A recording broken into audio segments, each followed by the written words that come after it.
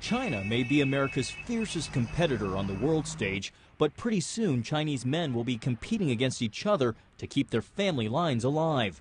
By the year 2020, between 40 to 50 million Chinese men won't be able to find wives. Today, India and China eliminate more girls than the number of girls born in America every year.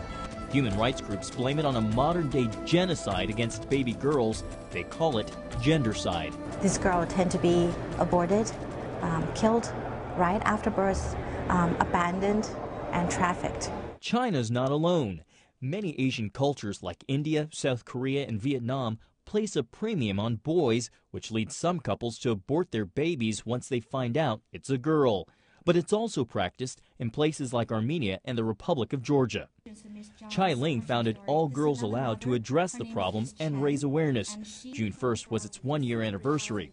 Her group celebrated with lawmakers on Capitol Hill by signing a declaration to end gendercide, calling special attention to China's one-child policy, which they say has resulted in killing about 50 million girls. I believe that China ought to be today at The Hague answering crimes against gender, crimes against humanity for what they have done. The assault also targets the United Nations Population Fund, which promotes China's one-child policy.